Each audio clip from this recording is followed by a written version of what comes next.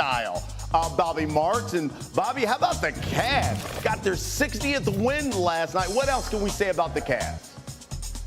There's really nothing. Listen, they're going to be lined up against Boston probably in the Eastern Conference Finals, and we're probably not going to give their due until they can beat a Boston team in a conference finals to get to the NBA championship. Similar like Toronto back when they were competing against those LeBron James Cleveland teams.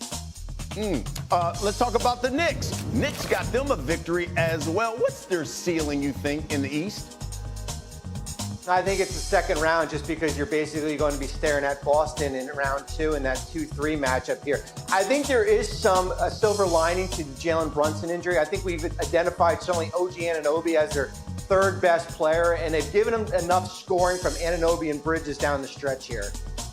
How about the Golden State Warriors? I mean, they just crushed the Spurs last night, and all of a sudden now with Steph back, it seems like now when Steph and Jimmy Butler play, they are unbeatable here. What's their ceiling, you think, in the West? Listen, they could lose in the first round or they can get to a conference finals here. I think it's all about matchups. I mean, if they're getting a 4-5 matchup against the Lakers, I think it's going to be a tough out. But when you look at, excuse me, the all-guard lineup of Moody, Podziemski, Curry, Green, and Butler, 11-0 with that starting 5 there.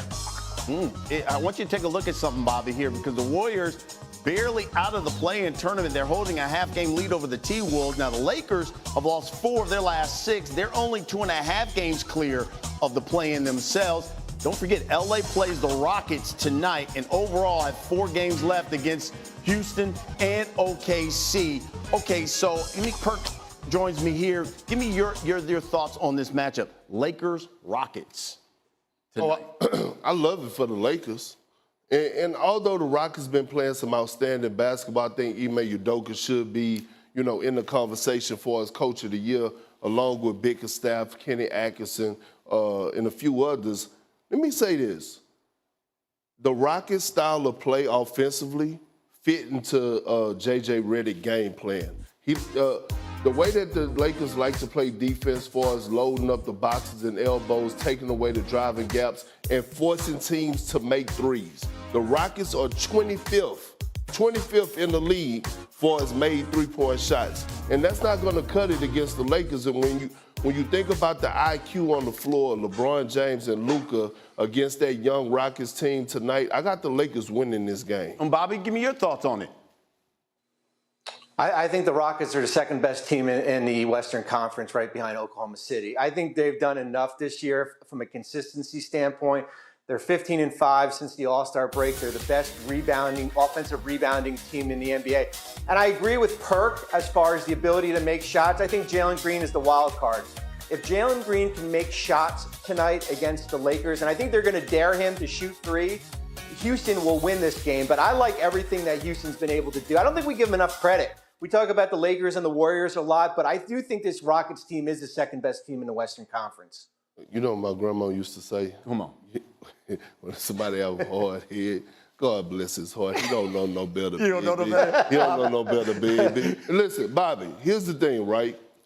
Listen, the Rockets, great regular season right now. But we know, you know this, Bobby, that scouting report goes from one sheet of paper to a textbook in the postseason.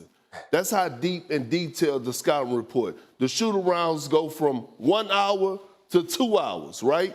And so when I bring that up, they have to go through it, right? Yes, you have Fred VanVleet, who's a champion. He done been through it, right? You have Dylan Brooks that been through a couple playoff series. But outside of that, Tari Eason, Jalen Green, Şengün, Amen Thompson, they got to go through that, right? They got to go through those playoffs and prove it to me that they could go through it when they're in that type of scouting report. And again, you look at a guy like Alfred Şengün, who I call him Baby Jokic. Mm-hmm. And people say, oh, he will be a matchup problem for the Lakers. I say otherwise. I thought that when the New York Knicks played the Lakers, Karl Anthony Towns was going to have it his way. J.J. Redick stopped that. I thought the same thing when they played the Denver Nuggets. All of a sudden, Jokic had his worst game of the season against the Los Angeles Lakers.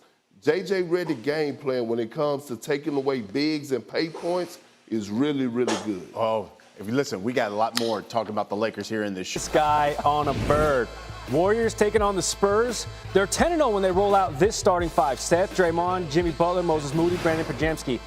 Don't let that confuse you with them being 3-3 in their last 6 games. Butler with the steal against these lowly Spurs. He'll do it himself. Dubs up 13-5, and the lead would only grow. Draymond Green pushing the break. 4 dribbles, 4 different players. Jimmy Butler with the finish, 13 points, 4 steals. Dubs continuing to roll. Steph getting his. He only played 26 minutes. Only shot 4 threes. Only, I'm using air quotes, had 13 points. That's because he sat the entirety of the fourth quarter along with a handful of other stars. What about Moses Moody? What about Pajemski? What about Green? Doing their thing. Moody hits a triple, 20 points for him. 13 different Warriors scored. Everybody that dressed for this game got in the game and found themselves in the box score. Brandon Pajemski, 27 points, a career best, 7 triples.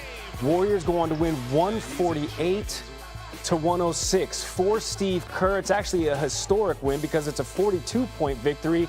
It's his 14th career 40-point win as a head coach, passing Rick Carlisle for the most ever in the league's history. So you see the win. It's time to break it down with our big fella, Kendrick Perkins, in the building. Perk, fantastic to see us. So now the Dubs 11-0 when rolling out that particular starting five. Should the rest of the league be worried?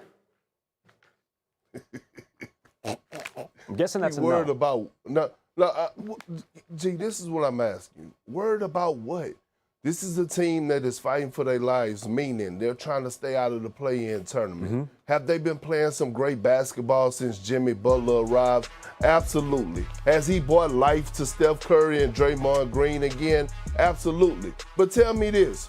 What signature wins do they actually have? Yeah. They haven't beat any of the top dogs, so they're winning games that they're supposed to win. Yes, the others are playing great, but at the end of the day, when you look at the top teams, the top contenders around the league, and you put Golden State on the side of those guys, they don't match up well. We saw what happened when they played the Denver Nuggets a few games ago. They got beaten that game. I need to see them against some real heat and get a signature win before I could say someone is scared of them. Speaking of that, they played the Heat just a couple of days ago, and they lost to those aforementioned Miami Heat.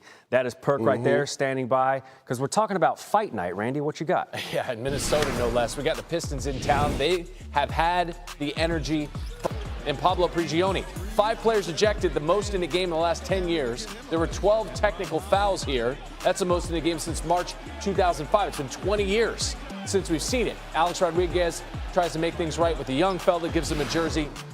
Pistons had a lead, but they beat Bickerstaff, though, summarizing it this way for his team. Regret, obviously, where all of it took place. That's not something you ever want to see happen. But again, I thought our guys I like that. Non-negotiables in our locker room. Perk, as someone who doesn't shy away from confrontation in your playing career, what do you make of all this? Oh, I actually love it. Look, I'm not sitting up here and saying people need to be going out there and fight, but this is who the Detroit Pistons are, right? They're a team that is physical. They're a team that's, look, I don't mind this. I don't mind beef stew stirring the pot. You know what I mean? We need some of this. Sometimes I get tired of the jersey swaps after the game. Again, you don't never want to see, punches being thrown or whatever, but the physicality, guys getting into it, guys got so much beef, they making hamburgers. I'm here for it. I think sometimes other teams get too comfortable too. I think it's nice to have an uncomfortable team, right, full of uncomfortable players in the NBA. Meanwhile, the Timberwolves, speaking of uncomfortable, they're in that 7th spot, which means right now they'd be part of that play-in tournament. Kendrick Perkins.